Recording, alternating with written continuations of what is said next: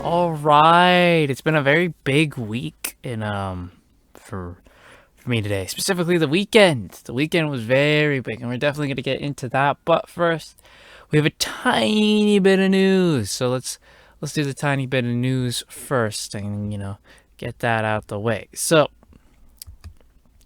we have two Doctor Who news.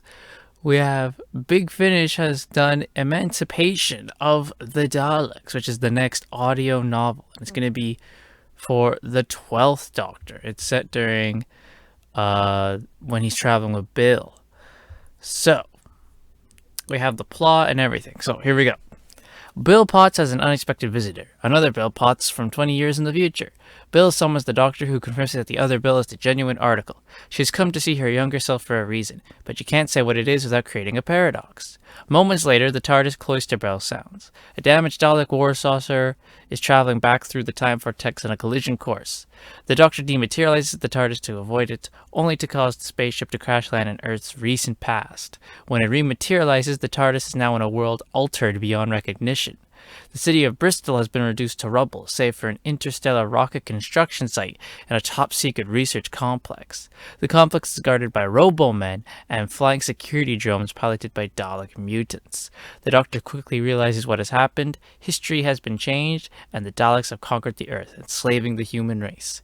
He couldn't be more wrong, and Bill is about to discover that her past, present, and future are no longer her own. This sounds like it'll be pretty good. I mean, all the audio novels so far that they've announced, I would probably listen to. And this will be one I'll definitely get. But the problem with them is that the audio novels that they're so expensive. Like this one's $18, but I get it because it's like a full-on audiobook, right? So there is that. This one is read by Dan Starkey, so I don't know. He did a short trip a while back I listened to, and he was fine, but I don't know if I can stomach like 7 hours of the guy. So yeah, and there we go. This is going to be released on July this year. So there's that. Emancipation of the Daleks. I'm always happy when a Dalek story is called something of the Daleks. And then the final Doctor Who news, we have the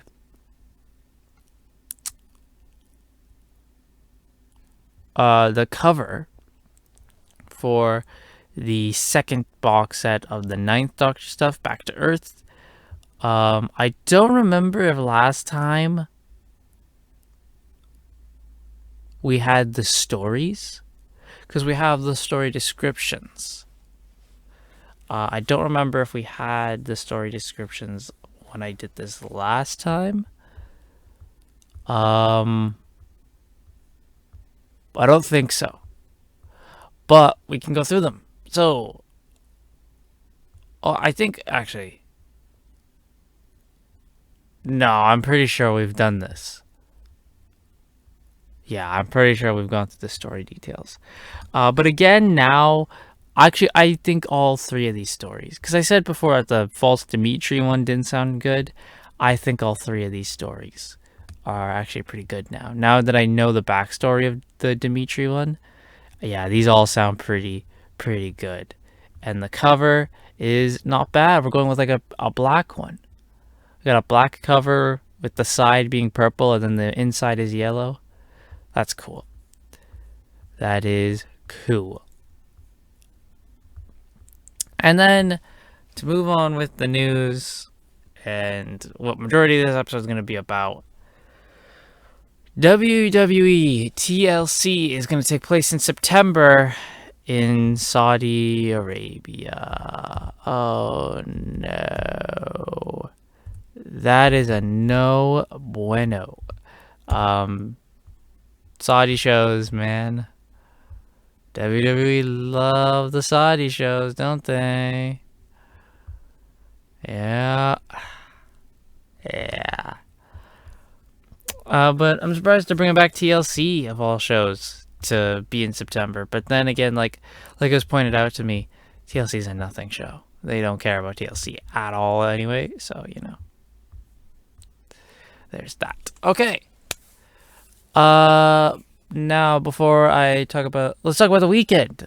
This is a big wrestling weekend. Lots of stuff this weekend. The weekend kind of started for me. Friday was the big start of the wrestling weekend. Before I actually got into the wrestling weekend, though, I had a book to read. Unital Ring Volume 2. Volume 23 I started online. Unital Ring 2. I've only read the first chapter so far. And the first chapter was all about what Sinon was doing when the unification happened. And it was very good. I really liked it. And I'm assuming sometime during the story she'll meet up with the gang. But it was very good. It showed her logging in from playing GGO, what she had to do, what she did when her gear ran out, what she was doing when she found out about the thirst meter and all that stuff. It was very good. So yeah. And I have a feel from what I glanced at the second chapter is gonna pick up from when the first book ended. We just had a bit of a scene-on detour, and now we're back to Kirito and everyone else. So, looking forward to reading Unital Ring 2 to continue that. Then we had the big wrestling weekend. The big wrestling weekend started on Friday with Super Card of Honor. This is the first ROH pay-per-view I've ever ordered and watched. And man, was it a good decision because this show ruled. With the kickoff, which was for free on YouTube, Colt Cabana showed up. I was like, oh my god, Colt Cabana's here. Makes sense, ROH alumni. And he fought Blake Christian. These two had it was an okay match. It was more Colt Cabana than anything. But Colt got the win. Then we had AQA versus Miranda Elise. These are two women in the ROH division before they went on hiatus. The match was whatever, AQA won. Then we had Tully Blanchard show up, and he was advertised later on to show to have someone to introduce. And then he's like, "Well, I got another one. He's Tully Blanchard Enterprises now. He's got his own group. He's like Austin. He's like Idolmania. He's got a bunch of guys." And he introduced the Gates of Agony, which is Jasper Kahn and Toa Leona. Don't know them. But they destroyed Cheeseburger and Eli Isom. Oh my god. They squashed the hell out of them. And they look impressive, so it's going to be interesting to see them, in the future. Then the main event for the kickoff was Joe Hendry versus Dalton Castle. Great to see Dalton back. It's great to see Joe Hendry. Joe Hendry was a monster in this one, dude. He was just tossing Dalton around. But in the end, Dalton wins. Makes sense, ROH alum. Former ROH champion Dalton Castle. And yeah, that was the pre-show, or kickoff, or whatever you call it. And the official show started with Swerve Strickland versus Alex Zane. These guys went crazy. The match wasn't anything off the wall, all blow your mind. It was just a good, sort of fast-paced match to get you ready for the tone, get you ready for the show. Swerve Strickland won. Then Tully Blanchard's mystery client was facing Ninja Mac, and his mystery client turned out to be Brian Cage. Wow, I was so shocked because Brian Cage has not been used in AEW for so long, and we all heard Brian Cage's contract's coming up, he's gonna defect to WWE, and then it was revealed Tony Khan picked up his 1-year extension on the contract, and I was like, oh. That's a bit weird. You never use Brian. Well, Brian Cage is here now. Brian Cage is in ROH. And he's with Tully Blanchard. So this is where Brian Cage is going to be. He's going to be in ROH. Oh, it's so good. I love it. Then we had Lee Moriarty versus Jay Lethal. This match was very good. I really liked this match. The ending was great. In the end, Jay Lethal, when the ref's back was turned, low blows Lee Moriarty, hits Lethal Injection and wins. And he turns heel. Which is so good because this plays up what they've been doing on AEW TV, which is where Jay's like, something's got to change. I keep losing. Something has to change with me. Something did change, and Jay Lethal got the win. I love it. Then we had Willow Nightingale versus Mercedes Martinez to determine the interim ROH Women's Champion. Pretty much who will face Deonna Purrazzo at a later date. Mercedes Martinez won. Good. That's all I have to say. The match wasn't anything to really write home about. Then we had the Briscoes defending the ROH tag titles against FTR. Match of the night. No question. This match was awesome. I loved it. There was a scary suplex where I think it was Jay Briscoe suplexed Dax onto the floor, and I was like, oh my god, he's dead. That's it. And then they called like the doctors over. I'm like, oh my god, no, don't end the match here. But thankfully, they continued, and what a match, dude. This match was great. After the match, the Young Bucks showed up, super kicked the Briscoes, and then they accepted FTR's challenge for Wednesday. And it was announced that on Wednesday on Dynamite, it will be the Young Bucks versus FTR for both the AAA and the ROH Tag Team titles. Oh my god, this is gonna rule, dude. I can't wait for Wednesday, man. I can't wait for Wednesday just to see that. And then they also announced on Wednesday, Christian Cage versus Adam Cole, and the Hardys versus Butcher and Blade in a tables match. That's sweet. Oh, dude, Wednesday's gonna bang. It always does, but this is gonna be awesome. But yeah, like I said, that match, the tag title match, best match of the night, bar none. Red Titus defended the TV title against Minoru Suzuki. This whole match was just Minoru Suzuki making Red Titus look like a complete J-Brone. And Minoru Suzuki beat Red Titus with the Gotch Pile Driver, and he won the TV title. Josh Woods defended the Pure Championship against Wheeler Yuta. This was another match that played into the AEW stories, because in the end, Wheeler Yuta, he showed the aggression that he needed to prove to William Regal that he can hang, and he won the Pure Championship. Oh man, so good, dude. This whole show is pretty much going to like the guys who hold the belts at ROH, pretty much just going, yeah, give us the belts. You're not needing them anymore. And in the main event, Jonathan Gresham versus Bandito to determine who is the real ROH World Champion. This match was good, but after like a night of just like really good matches, I was kind of tired out at this point. But it was still good. It was still real good. Something I don't think I've ever seen before is, so Chavo Guerrero was with Bandito. And when the ref's back was turned, Chavo nailed Gresham with the belt. And he said to Bandito, like, get him, you've got the match won. And Bandito tells the ref, hey, Chavo hit him with the belt, send my manager to the back. It's like, I've never seen a wrestler tell the ref, hey, get rid of my manager, he's cheating. And Chavo's like, I just won you the match. Yeah, whatever, I'm out of here. And then, of course, Gresham goes on to win. So Gresham wins, like I think everyone thought he would. He becomes the true ROH champion. Jay Lethal comes out and says, I'm going to be the first person to challenge you for that belt. They start getting into a bit of a fight. Sanjay Dutt comes out and he tells Jay Lethal, hey man, no, you don't want to do this. And then, swerve, he attacks Jonathan Gresham, and Jay Lethal and Sanjay Dutt start putting the boots to him. And who comes out for the save? But Samoa Joe! He signed to both ROH and AEW. That, I can't wait, man. Oh my god, I can't wait. He's gonna be on Dynamite on Wednesday too. Oh, dude, this is a time. This is the time to be a wrestling fan. I know we say it all the time, but this is the time. And we'll get into more why it's the time later on too. But dude, I was so excited to see Samoa Joe. Oh my god. But Supercard of Honor. What a show, man. What an absolute fantastic show. It's the best thing I saw this weekend. Bar none. I give this like an 8.5 out of 10. Best thing I saw the weekend.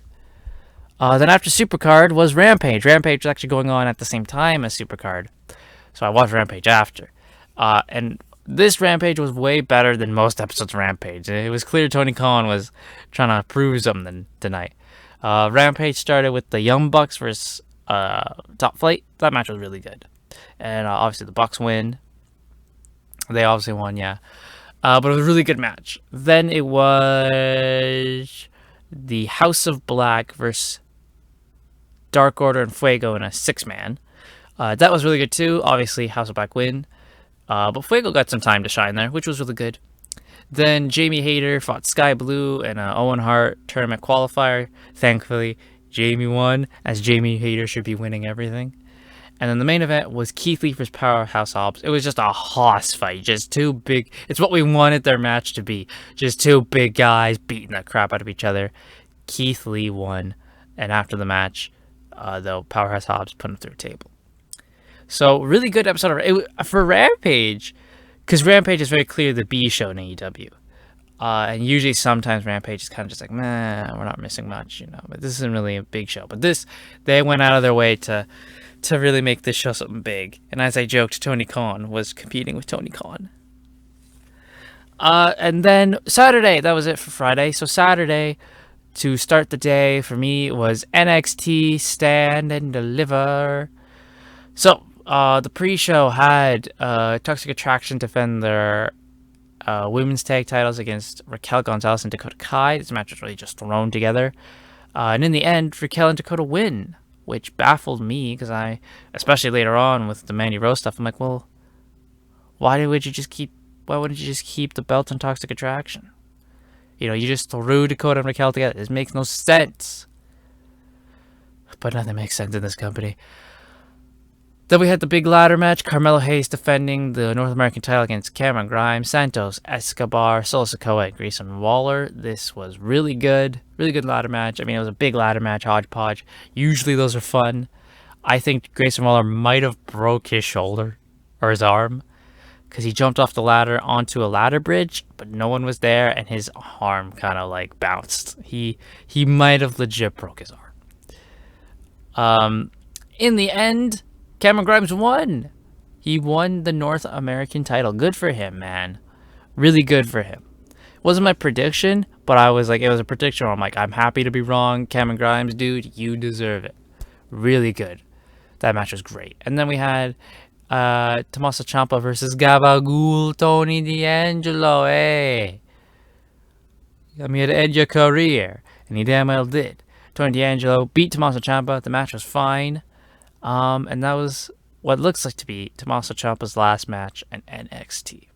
And after the match, Triple H came out, they did a hug, and Ciampa said goodbye. Then we had Imperium defend the tag titles against the Creed Brothers and MSK. This match was fine. Sadly, I can't believe they did this. They put the belts on MSK? Why? They're just a side part of this story. The whole thing was, you know, the Creed brothers getting their shot. You know? Like, this was supposed to be Imperium versus the Creed brothers, and then MSK was tacked on. Why would you give the belts to MSK? This makes no goddamn sense! Seriously. Mandy Rose defended the women's title in a fatal 4-way against Cora Jade, Io Shirai, and Kaylee Ray. This match was fine. Just pretty much anyone but Cora Jade for me. That was the thing. Anyone but Cora Jade. In the end, Io Shirai, she hit her moonsault. Then Mandy hit her with like the pump kick and won the match. Mandy Rose retains. So if Mandy Rose retains, why the hell didn't Toxic Attraction retain? LA Knight versus Gunther. This match was fine. It actually underperformed. I thought this match was going to do a lot better, but it was still good, but not as good as the ladder match. The ladder match was very easily the match of the night here. Well, for this show. Then, the main event, Dolph Ziggler defending the NXT Championship against Braun Breaker. Shockingly enough, Ziggler retained. So that means Breaker is probably going to go to Raw. I can only assume. He'll be going to Raw, because we didn't win the belt. He's absolutely not staying in NXT. So they're going to just shot him up to Raw. And that was Stand and Deliver. It was an inoffensive show. I gave it a 7. That's what I give Stand and Deliver. after that, uh, that was just pretty much it for wrestling for me that day. WrestleMania, I didn't watch the full show. I only wanted to see, like, a couple things. And thankfully for me, they were all at the end.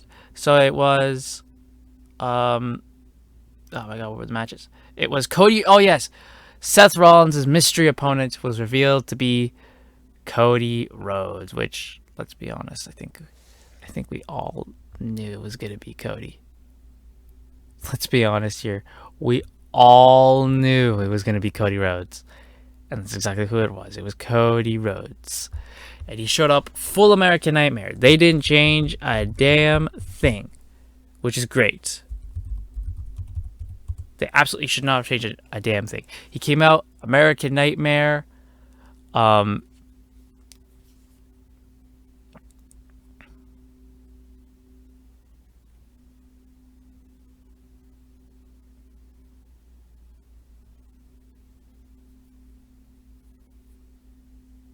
He came out full American Nightmare. It came out to Adrenaline. They called him, American Nightmare Cody Rhodes.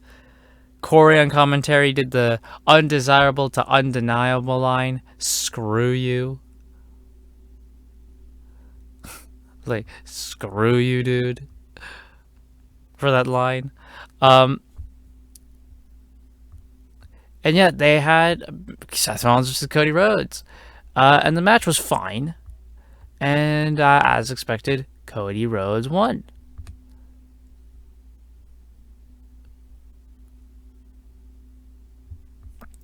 And yeah, that's that. Cody Rhodes is in WWE now. The very first, I guess, WWE to AEW defection. Because normally it's always the other way around, but this time it's an AEW to WWE defection. So I saw that. I'm legitimately not mad at all.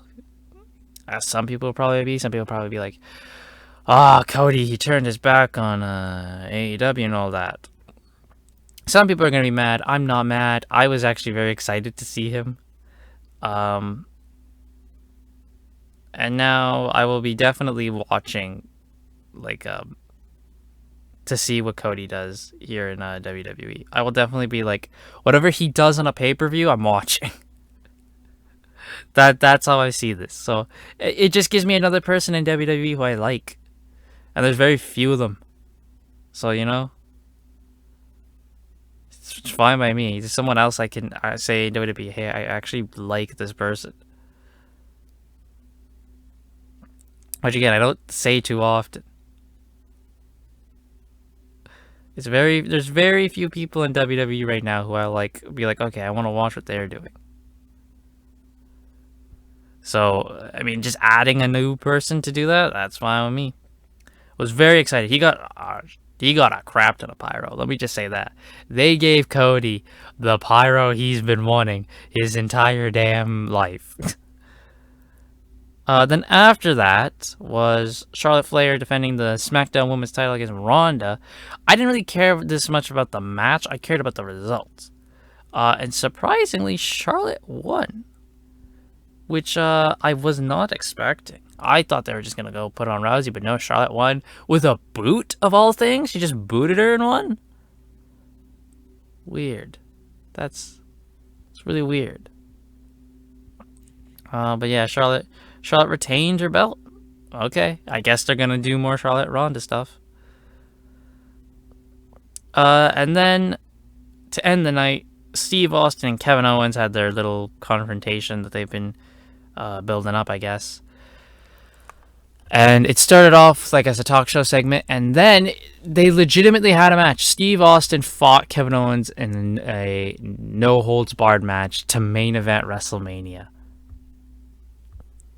And Steve took a bump. He took a bump. Kevin Owens gave him a freaking suplex on the concrete. He took a bump. I can't believe it. In the end, obviously, Stone Cold hit the stunner. He beat Kevin Owens. He was tired as all hell by the end of the night. But, wow, dude. And I was like, okay, that was fine, you know. And then we had night 2 of WrestleMania on Sunday. Actually, before we get into night 2, there was some other stuff as well. Me and father did our double NWA hitter like we normally do. So we watched NWA Power and NWA USA. NWA Power was fine. It was just a fine show. Camille won a match. And then La Rebellion defended the tag titles against the End. And that was a good match. And yeah, Power was solid, and then NWUSA had nothing of value. And then WrestleMania on Sunday, which I didn't watch again. I only watched Edge versus AJ Styles, which was actually quite boring, to be honest. I didn't find it to be very exciting. I was quite bored of it. And then Edge is a heel apparently now. So, okay. And then the main event of Brock Lesnar versus Roman Reigns, with Roman Reigns winning and becoming God, I guess. The match ended very abrupt. Me and my dad have a theory that they took the match home very early. And that was the weekend. That was a big wrestling weekend. A lot of wrestling. The best thing of this weekend was Supercard of Honor, bar none. And that does it. This was a big one. This is a big one. We're slowly getting back to doing big ones now. I don't like doing super big ones because they take forever to upload. But you know what? I think this one needed it.